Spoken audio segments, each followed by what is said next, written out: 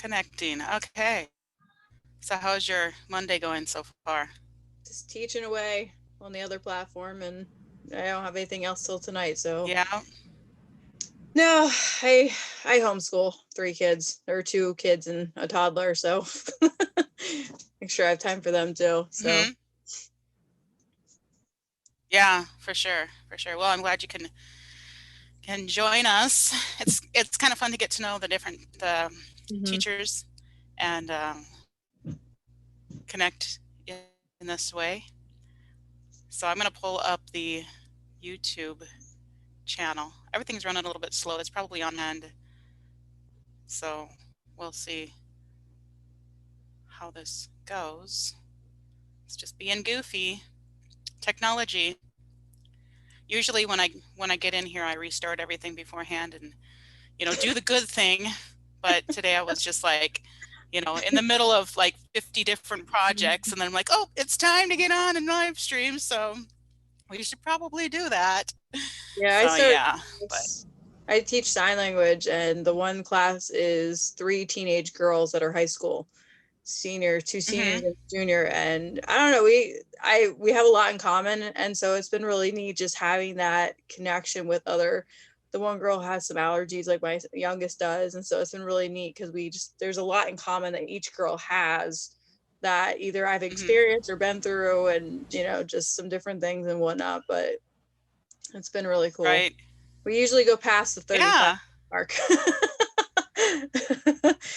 Oh So yeah. Well, those are the good classes when they're like the last class I had. They're like, oh, is it done? This is the last class. Oh, yeah, I teach a sign language 2 class worst though. thing for them to So be sad.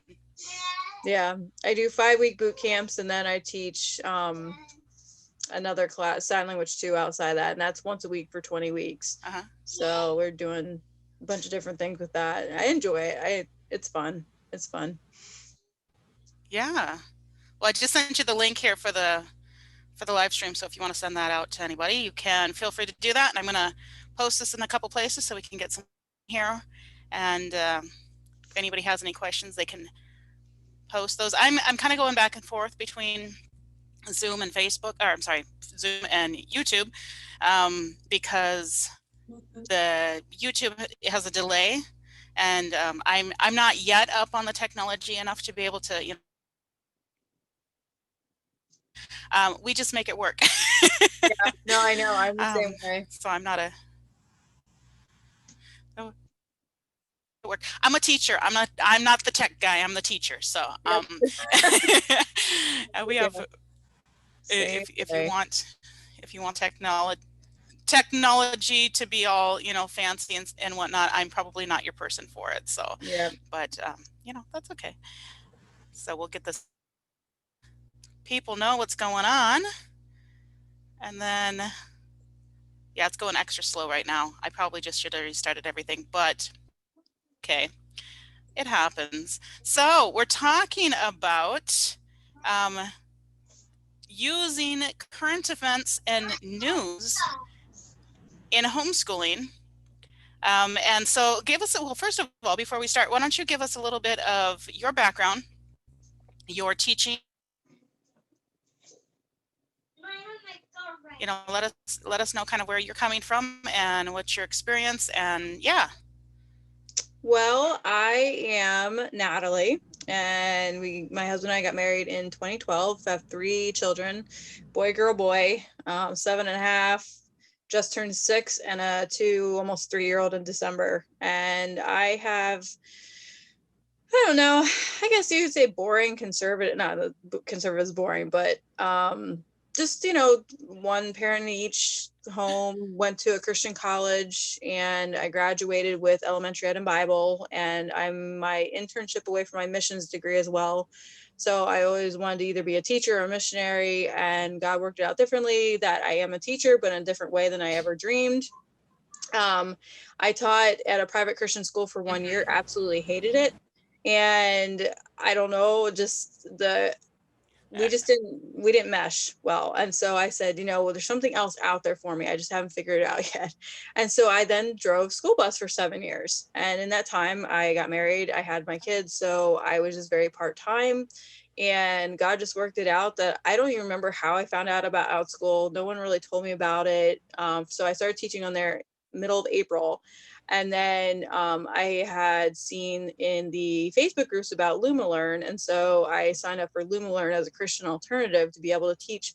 I teach sign language, and I teach kindergarten history with national symbols and stuff like that. It's very interesting how much kindergartners know about certain symbols. And there's a lot of my high schoolers that have no idea. And so it's just very interesting how the tides change with certain ages and whatnot. I teach kindergarten through 12th grade up to 18. And so I absolutely love it. And Luma Learn, I've done one class so far. I have others, but I just haven't had any kids yet. So hopefully with like sign language, I'll be able to have some kids eventually, because I know it's a very popular thing, but there's so much more to it. It is a language, and people learn the baby signs, say, oh, I know sign language, or they sell sign language numbers and letters, and they're not even correct. And I've actually, written emails saying, hey, if you don't know how to properly sign or do this, you shouldn't be selling that because it's an insult to the deaf community. And there's just a lot of things that I personally, as an interpreter, I've been doing interpreting for over 12 years, almost 13 years, and I've been teaching for 4 of those years for sign language specifically. And it is my passion. And as a Christian, it's just neat. But one statistic that most people don't know is that 2% of all deaf or hard of hearing, even remotely, are religious in any way, shape, or form. And that could be Catholic, that could be Buddhist, that could be any type of religion. But as far as Christianity goes, it's very small, very small. And so that need is there. And so that's why I teach it. It's a passion of mine. And I do interpret at church. I also play piano, some different things, but that's my background. Just a little bit about myself. I worked in a hospital for a year in the peds ICU. And so that really got my attention on how short life can be with certain things, and just how much of a growing passion, even my sign language and witnessing to other deaf, and not just, hearing people, but deaf people. Because the Bible talks about how will they hear without a preacher? Well, if deaf people can't hear, how are they going to know? And so it brings to light some certain things, and Jesus healed. How do they hear without a sign? Exactly. And, Jesus himself healed deaf people. So it just, I don't know. There's just a lot of opportunities out there that exist that people I don't think always know about. And so I like to promote that in the way that I teach and opportunities and stuff. So.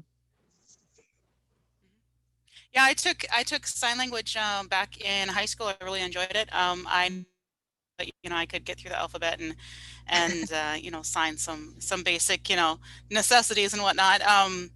But and spell my way through the rest of it. If I didn't know the sign for it, I could spell my way through it. But that's kind of the neat thing about sign language is, it might take you a minute, but I can tell you what I got to say. You're just gonna have to sit here and wait for a second. But my husband has learned sign language, but he is from Haiti, and the sign language in Haiti is different than ASL. So it's interesting watching him, because a lot of the signs I recognize, but other signs I'm like, I don't know what that is. I don't know what you just said. So it's kind of fun, but so that's cool. So sign language is, I think it's definitely a need, and I think it is. I know when I was in high school, it was kind of growing in popularity, and then it seemed to have fallen off a little bit, and now I feel like it's kind of having a resurrection of popularity now. Yes. Yeah. I think more and more people are saying, "Oh, that's really interesting." It's a neat language. It's a great culture. The whole deaf culture is a very fascinating thing. That we don't really think about it, because we don't think of deaf as being a different a different group, or a different culture, a different and it's not just the language, but it's the entire culture that's just really, really fascinating. The way of understanding, the way of knowing things, the way of all of those things are really interesting. So cool. Very cool. All right. Well, our topic that we're going to talk about today is not especially related to, or that we're going to start out with today, I guess I should say, is not especially related to signing or deaf culture, but it is related to culture for sure. And so The way that I wrote it out is the news and homeschooling. So we're going to talk about essentially how to incorporate a healthy understanding of current events, news, and politics into the homeschool curriculum Mhm. without overwhelming or stressing out your kids. So as I'm sure you have come up with you have been faced with this with your own kids. The news right now is not very encouraging. No. What's going on in the news is, Yeah. a little daunting. And so, how do we keep a balanced view of what's going on in the world? Raise the kids to be logical. Raise the kids to have critical thinking that we talked about last week.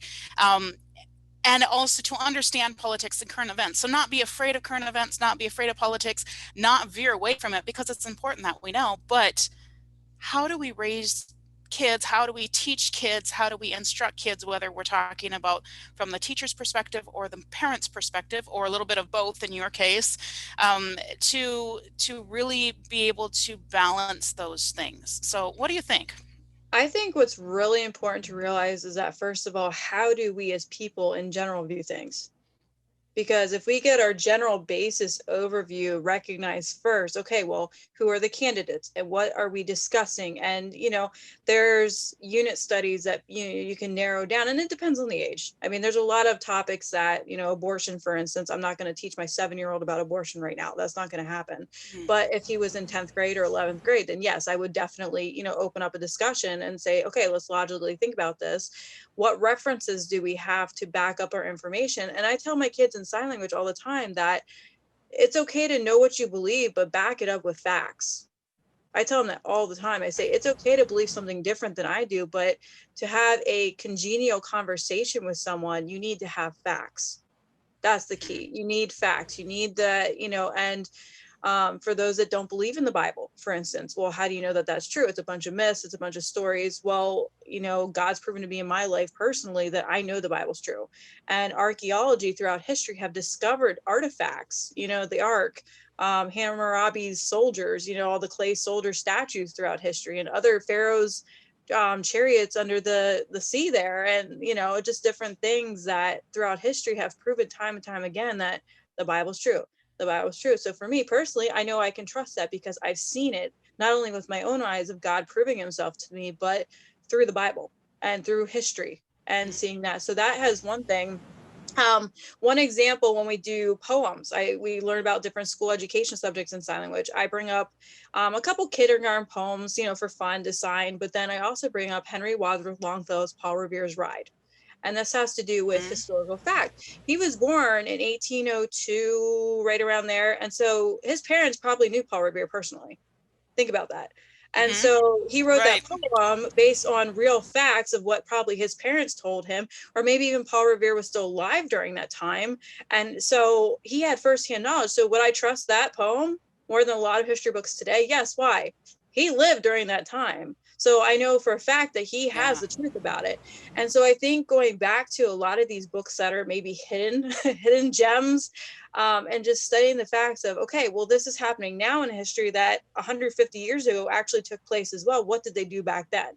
And how did they handle things? And I think having it from a perspective of, we don't want to repeat history in certain ways at all, World War II, Nazi Germany, stuff like that. We don't want to repeat that.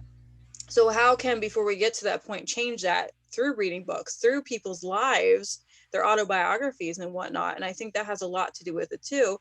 And also bring up some points that we don't agree with, but okay, why do they believe that? And these are more Mhm. for the older kids, but how would you go about showing them that, okay, this is why they say they believe this, but then how can we back this up with facts, knowing why we believe that it's not true?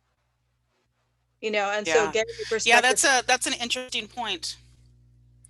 No, I'm sorry. That's an interesting point talking about um, if you're going to address current events, I think things that we do Mhm.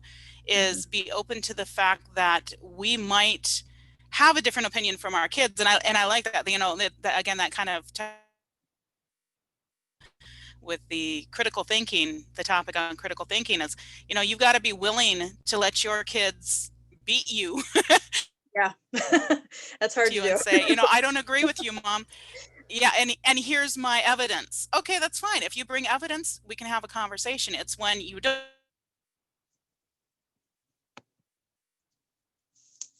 I think you're breaking up. What we're hearing about current events. Okay, yeah, I know that of a struggle here on my connection here. I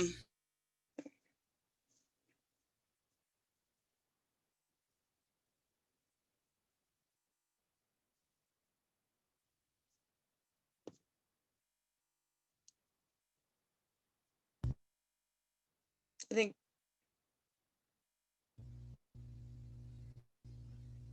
I don't know. I can't hear anything. Let's see if. Oh, there we go. Okay, you're not hearing. I Are hear we now. connected? I hear now. I think we're good. Okay, let's see. Let's see if I improve. I closed out a couple windows, so that maybe that will That's better. give it Yeah, a we're little good. more juice to keep We're good. running. So, okay, now we're good. All right, Yes. it's telling my internet connection is unstable, but if you hear me, then I'm assuming others can hear me. So we might be breaking up a little bit. Sorry, guys. Well, we'll try to work our way through here. So, but thank you for everybody who's watching. We have a few people in here today. That's great. So what we're talking about basically is how to incorporate the talk about current events and politics into your homeschooling curriculum without overwhelming your kids. And you did mention too, one of the things that's important is to keep in mind the ages. So when your kids are teenagers, they're going to be ready to talk about more things than when they're younger. And of course, when they're teenagers, they're getting close to the age of being voters anyhow. So you should be talking to them and keeping Right. that open. But what I was just mentioning is, really being able to separate from the emotional and the logical, and making our decisions, making our political decisions, making our social decisions, or deciding what we think about current.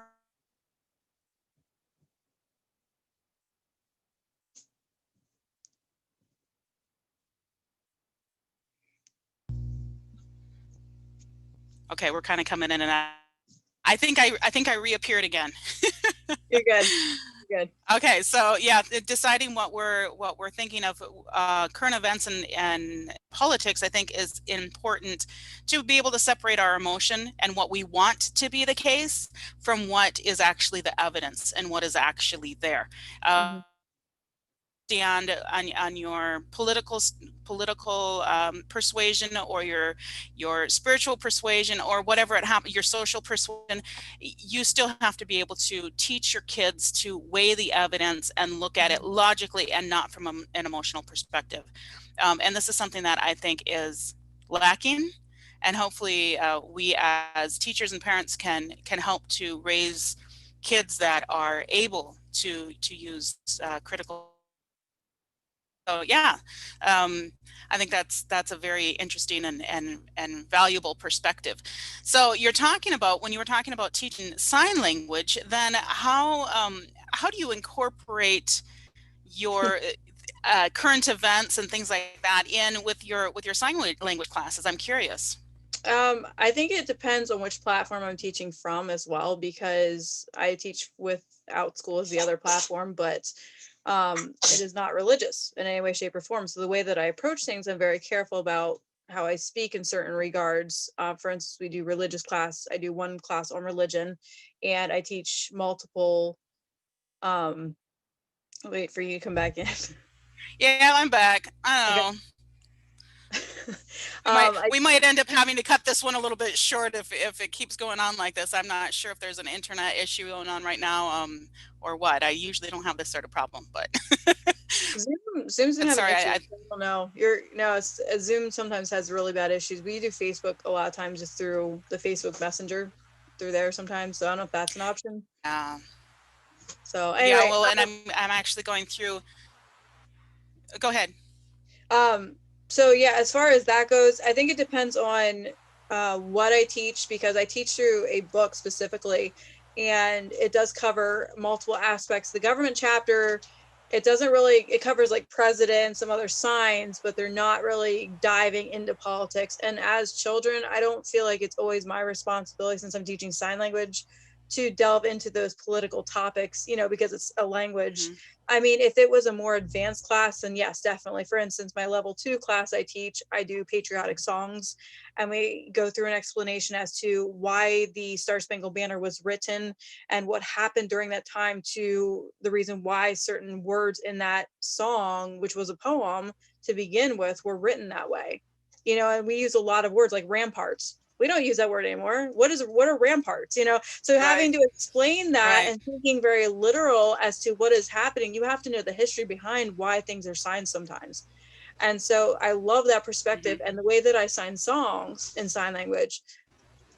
Christian songs have become so much more personal to me because you have to think literally and what does this actually mean, and how, what, you know, you're literally translating.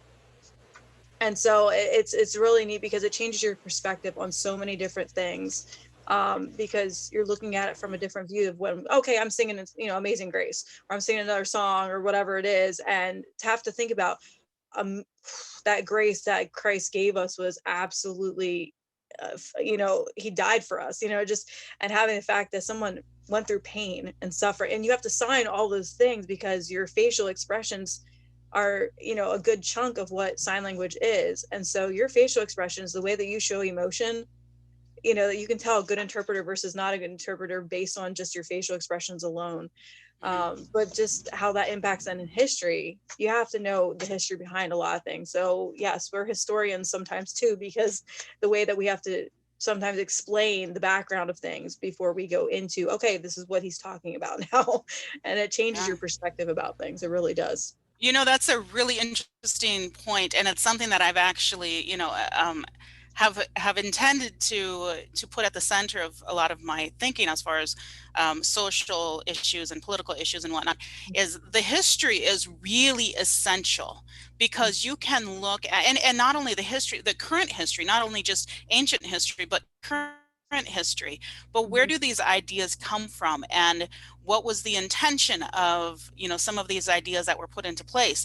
Because you have to look at the intention. If you just look at, well, this is what we've got right now and it does or does not make sense in my current thinking, Mhm. we might look at it and say, oh, that is or is not logical based on what I see right now. But when we look back and we see, well, this is possibly the reason that, either this law was made, or this regulation, or this process, or whatever it was put into place, or this way of thinking Mhm. was put into place. Why is it that people think a certain way? And sometimes we think, oh, well, they're just bigots. Well, no, that's not necessarily the case. Or we might even say, this is one of the interesting discussions right now, is talking about, the history and the very challenging history of Mhm. race and racism and slavery and, you know, um, uh, uh, Mhm. nationalism and all of these kinds of things. And, people look at everything from this current perspective, and to say, well, now we recognize that people are all equal. Mhm. But what we need to understand is that 200 years ago, no one in Mhm. the entire world believed that. Right. No one believed that. No society believed that everyone was equal. They Mhm. all had their biases based on their own perspectives.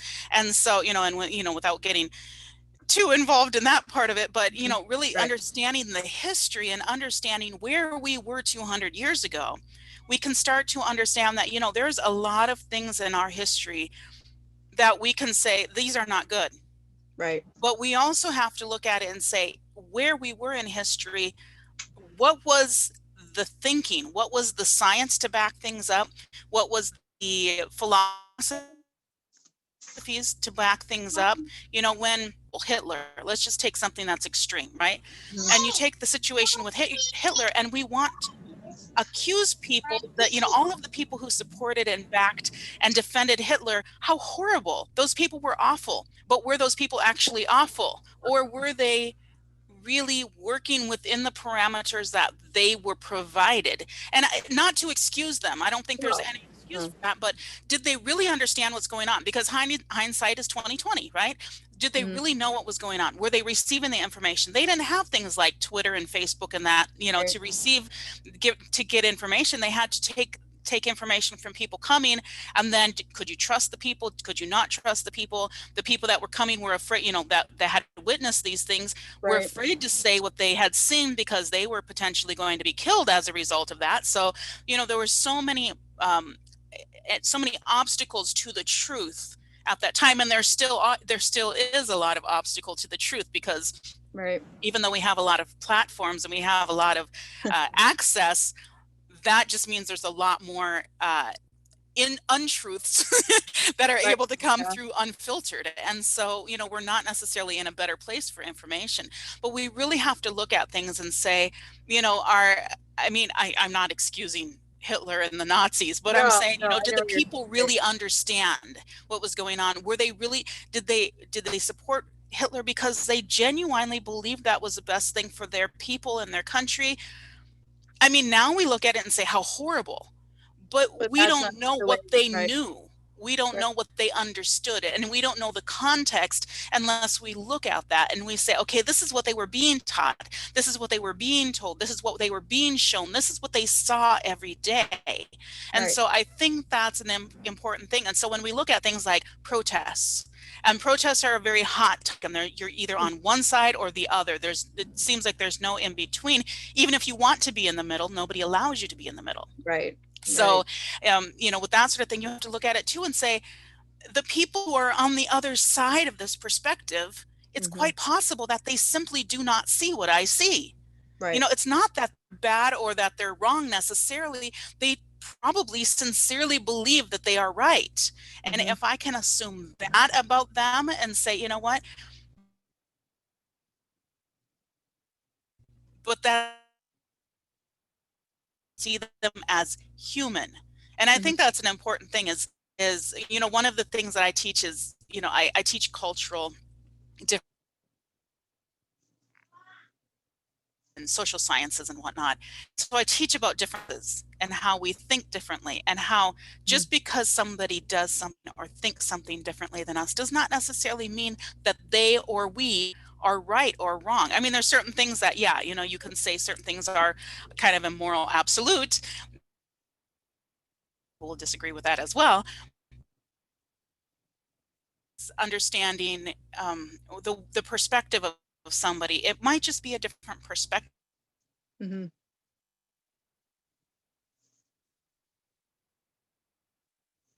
and look at from the other person's perspective. Because even if we come back to saying, yes, what I believe, and I'm going to stick with that, now we're more informed and we Hmm. have solidified that position with additional knowledge and additional experience and additional. Right. And are you there, Priscilla?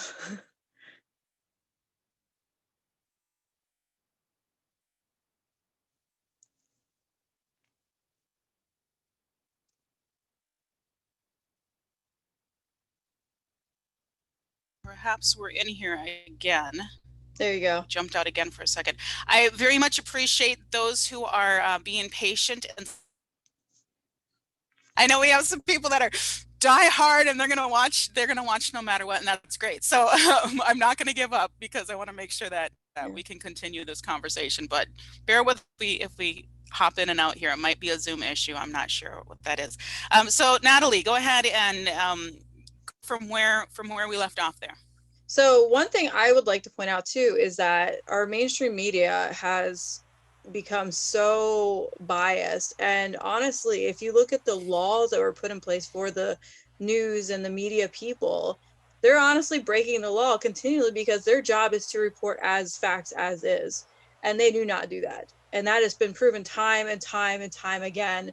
And honestly, I think if we cut that nonsense out, and you have to look at too, I know for a fact that George Soros is paying for, owns shares in a lot of these companies. And you know, that man just, that he's how old now? I mean, that man, I don't know even what to Right. see this, you know, but he has his fingers in a lot of places. And if you can get through the media, people believe them, and they spread that fear and that sense of urgency, like, okay, we have to do this and we have to do that, because you know, think about when in 2016, before Trump got elected, all the polls were showing that Hillary was going to win, and what happened? The facts remain that Trump won. And so we can't always trust our sources just because they say something. And there's so many ways to technology today to change things and to, put someone else's face in a different picture and to, black it out, and the airbrushing models and all the other nonsense that goes on today that we see. And it just, and the devil is so good at promoting that, and just the fake news and the fakeness that's out there today is such a facade. Wait till she comes back on.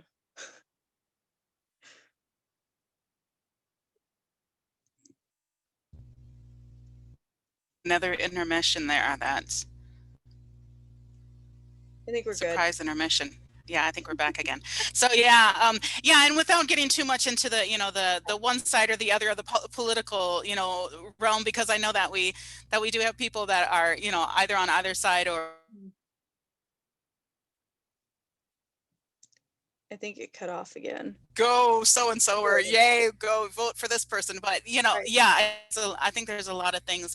I have seen some people, asking and kind of joking around about why, like, for know if this was true or not, but somebody said that they had spoken to people in the Amish community and said, why is it that COVID doesn't affect? Is it that you guys seem to be immune from COVID? And they said, well, we don't have televisions, we don't watch the news. And I thought that was hilarious because, I mean, I'm not saying COVID doesn't exist. I know. Right. Right. But our obsession with it really is fueled by what we're.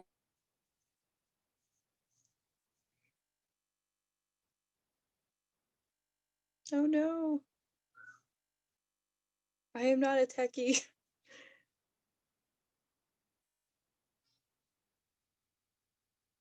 Priscilla, I can't hear you or anything.